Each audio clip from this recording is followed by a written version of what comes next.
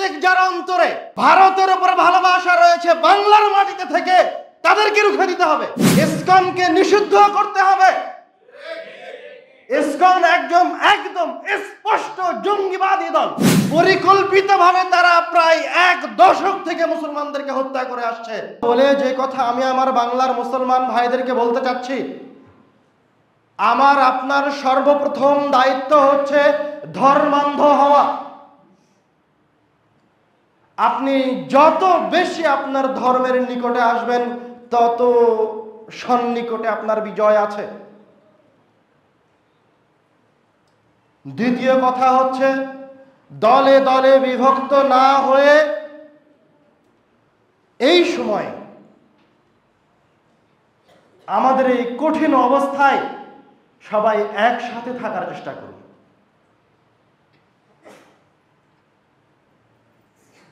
যেই সরকারকে আমরা আমাদের ক্ষমতায় বসিয়েছি, জনগণ যেই সরকারকে নিয়ে এসেছে সেই সরকারকে দেশ পরিচালনা করার সুযোগ প্রদান করুন। বিভিন্ন জায়গায় বিশৃঙ্খলা করিয়েন না। 15 বছর ফ্যাসিবাদ সরকারের নিচে থেকে এই দেশটা প্রায় ধ্বংসের পথে। এই দেশটা আমাদের অজান্তে হিন্দুস্তানের কোনো প্রদেশ নয়, ইন্ডিয়ার কোনো প্রদেশ নয়। ওরা আমাদের বাংলাদেশকে একটা কলোনি বানানোর যাবতীয় প্রক্রিয়া প্রায় সম্পূর্ণ করেছে। আমাদের দেশ থেকে কাপড় রপ্তানি করার জন্য ইন্ডিয়ার সমুদ্র বন্দর অথবা বিমানবন্দর ব্যবহার করা আবশ্যক ছিল, বাধ্যতামূলক ছিল। আমাদের সোনালী আঁশ পরিকল্পিতভাবে বাংলাদেশের কৃষকের কাছ থেকে হরণ করে নেওয়া হয়েছে। শুধু তাই না, বাংলাদেশে এত প্রেস থাকতে বাংলাদেশের সকল বই পুস্তকগুলি ইন্ডিয়ার প্রেসে ছাপানো হতো। চিন্তা করতে পারেন?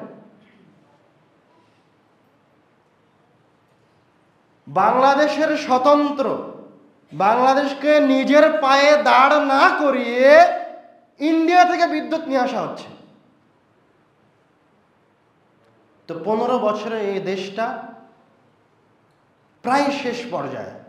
এই দেশটাকে আবার ঠিক করতে সময়ের প্রয়োজন আছে।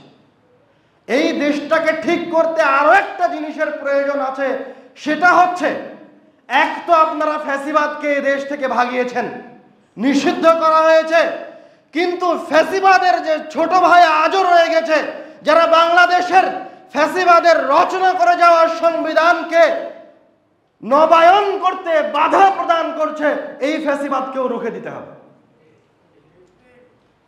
প্রত্যেক যারা অন্তরে ভারতের উপর ভালোবাসা রয়েছে বাংলার মাটিতে থেকে তাদেরকে রুখে দিতে হবে।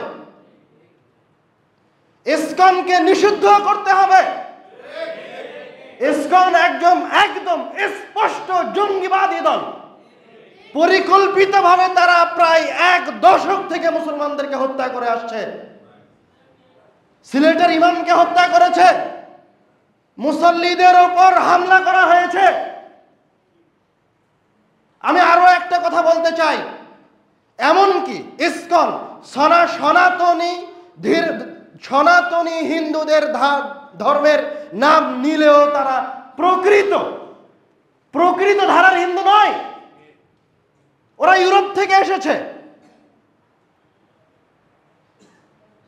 আপনারা যে আবরার হত্যার কথা জানেন, সেই আবরার হত্যার সাথেও কারা জড়িত? ইসকন জড়িত।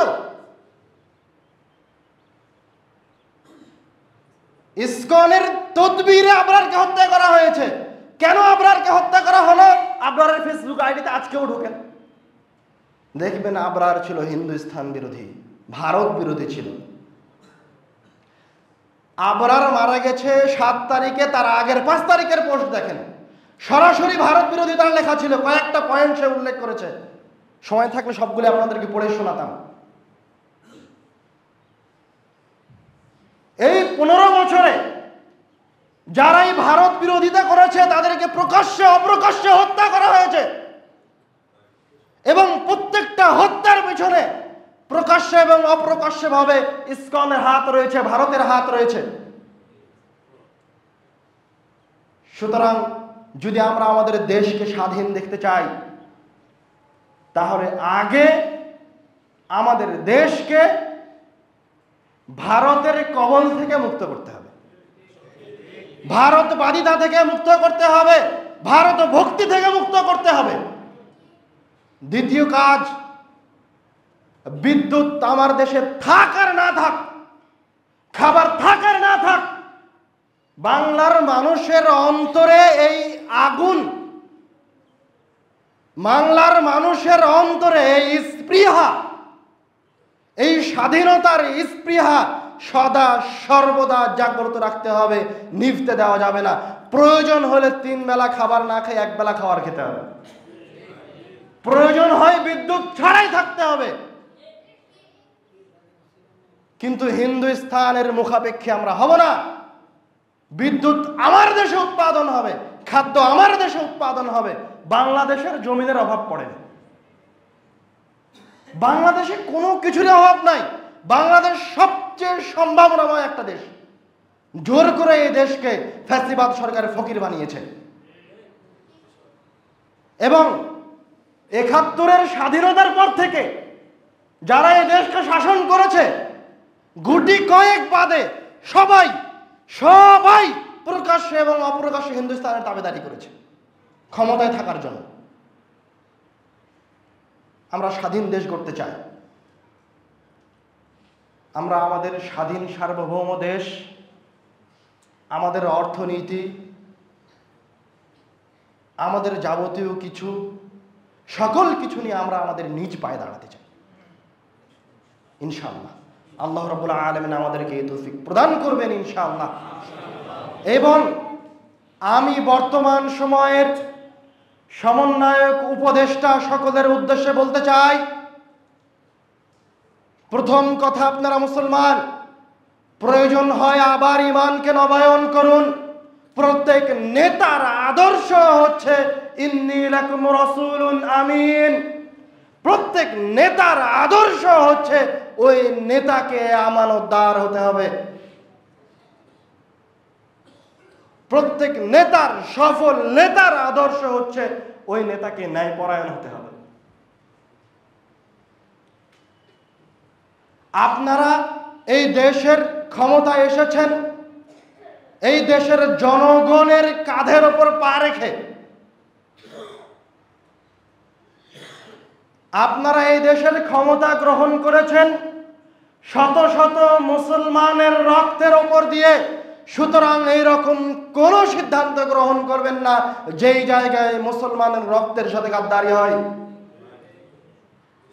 এইরকম কোন উপদেষ্টা নিয়োগ দিবেন না যে তার স্ত্রীকে বিক্রি করে জীবিকা নির্বাহন করে। এই মুসলিম দেশে, এই মুসলিম কান্ট্রিতে আপনি একজন মুসলমান হয়ে কিভাবে এরকম প্রতিষ্ঠা নিয়োগ দেন? আপনি দরকার হলে, আপনার যদি ভয় বিরাজ করে আপনার অন্তরে, তাহলে এই বাংলাদেশে অনেক বড় বড় পণ্ডিত আছে, বড় বড় আলেম আছে, তাদের সান্নিধ্য গ্রহণ করুন। তাদের সাথে বসে আপনার অন্তরের সাহসকে বৃদ্ধি করুন, ঈমানকে নবায়ন করুন, এবং এই দেশের জনগণের উদ্দেশ্যে বলেন, দ্ব্যর্থহীন কণ্ঠে প্রকাশ্যে বলেন, ইন্নী লাকুম রাসূলুন আমিন। আমি এই দেশবাসীর জন্য আমানতদার একজন উপদেষ্টা, তোমাদের সাথে খেয়ানত করব না। যতক্ষণ বাঁচব, যতক্ষণ শ্বাস নিব, ততক্ষণ ঈমানের উপরে, ইসলামের উপরে থাকব। দেখেন, আল্লাহ রাব্বুল আলামিন স্বয়ং নিজে আপনার সাহায্যে আসবেন। কোন পরাশক্তি আপনার উপর দিয়ে, কোন পরাশক্তি, কোন ক্ষমতাশীল আপনার উপর জয় অর্জন করতে পারবে না। যেইভাবে পুনরায় দ্বিতীয়বার, প্রথম স্বাধীনতার পরে দ্বিতীয়বার আবারও এইরকম একটি পরিবেশ থেকে, এইরকম একটি শৃঙ্খল থেকে মুক্তি পেয়েছে, ইনশাআল্লাহ এই দেশ একদিন পরিপূর্ণ স্বাধীনতাও গ্রহণ করবে। ইনশাআল্লাহ। এবং ইসকনের হামলায়